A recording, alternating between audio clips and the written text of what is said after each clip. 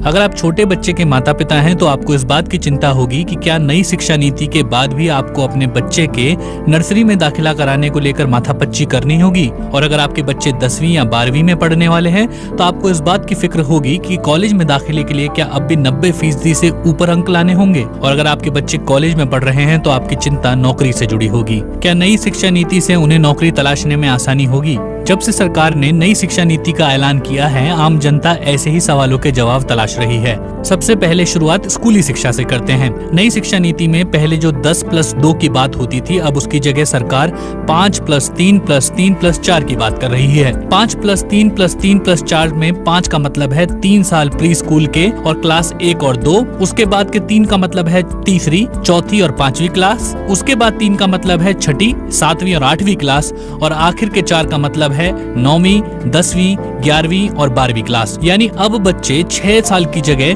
3 साल की उम्र में फॉर्मल स्कूल में जाने लगेंगे। अब तक बच्चे 6 साल में पहली क्लास में जाते थे, तो नई शिक्षा नीति लागू होने पर भी 6 साल में बच्चा पहली क्लास में ही होगा, लेकिन पहले के 3 साल भी अब फॉर्मल एजुकेशन वाले ही होंगे। प्ले स्कूल के शुरुआती साल भी अब स्कूली शिक्षा से जुड़ेंगे। इसके अलावा स्कूली शिक्षा में एक और महत्वपूर्ण बदलाव है भाषा के स्तर पर। नई शिक्षा नीति में 3 लैंग्वेज फॉर्मूले की बात की गई है, जिसमें कक्षा 5 तक मातृभाषा, लोकल भाषा में पढ़ाई की बात की गई है। साथ ही ये भी कहा गया है कि जहां संभव हो वहां कक्षा 8 तक इसी प्रक्रिया को अपनाया जाए। संस्कृत भाषा के साथ साथ तमिल, तेलुगु और कन्नड़ भाषा में पढ़ाई पर भी जोर दिया गया है। सेकेंडरी एजुकेशन में स्कूल चाहें तो विदेशी भाषा भी विकल्प के तौर पर दे सकते हैं। स्कूली शिक्षा में तीसरी बात बोर्ड परीक्षा में बदलाव से जुड़ी है। पिछले 10 सालों में बोर्ड एग्जाम में कई बदलाव किए गए। कभी 10वीं की परीक्षा को वैकल्पिक किया गया, कभी नंबर के बजाय ग्रेड्स की बात की गई। लेकिन अब परीक्षा के तरीके में बदलाव की बात नई शिक्षा नीति में की गई है।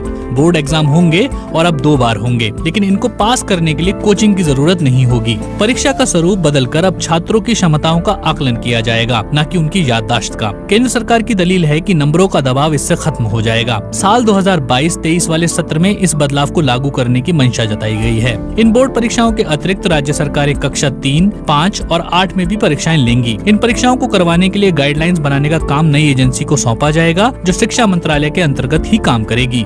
इसी तरह के बदलाव उच्च शिक्षा में भी किए गए हैं। अब ग्रेजुएशन यानी अंडर ग्रेजुएट में छात्र 4 साल का कोर्स पढ़ेंगे, जिसमें बीच में कोर्स छोड़ने की गुंजाइश भी दी गई है। पहले साल में कोर्स छोड़ने पर सर्टिफिकेट मिलेगा, दूसरे साल के बाद एडवांस सर्टिफिकेट मिलेगा और तीसरे साल के बाद डिग्री और 4 साल के बाद डिग्री होगी शोध के साथ। इसी तरह से पोस्ट ग्रेजुएट में भी 3 तरह के विकल्प होंगे। पहला होगा 2 साल का मास्टर्स, उनके लिए जिन्होंने 3 साल का डिग्री कोर्स किया है। दूसरा विकल्प होगा 4 साल के डिग्री कोर्स शोध के साथ करने वालों के लिए। ये छात्र 1 साल का मास्टर्स अलग से कर सकते हैं। और तीसरा विकल्प होगा 5 साल का इंटीग्रेटेड प्रोग्राम, जिसमें ग्रेजुएशन और पोस्ट ग्रेजुएशन दोनों साथ ही हो जाएं। अब पीएचडी के लिए अनिवार्यता होगी 4 साल की डिग्री शोध के साथ। एमफिल को नई शिक्षा नीति में बंद करने का प्रावधान है। उच्च शिक्षा में स्कॉलरशिप के लिए नई शिक्षा नीति में प्रस्ताव है। इसके लिए नेशनल स्कॉलरशिप पोर्टल के दायरे को और अधिक व्यापक बनाने की बात कही गई है। प्राइवेट संस्थाएं जो उच्च शिक्षा देंगी उनको 25% से लेकर 100% तक स्कॉलरशिप अपने 50% छात्रों को देना होगा। ऐसा प्रावधान भी इस नई शिक्षा नीति में किया गया है। उच्च शिक्षा संस्थानों को ग्रांट देने का काम हायर एजुकेशन ग्रांट्स कमीशन करेगा। इसके अलावा इन संस्थानों के अलग अलग विभागों के लिए नियम, कानून और गाइडलाइंस तैयार करने की जिम्मेदारी भी होगी।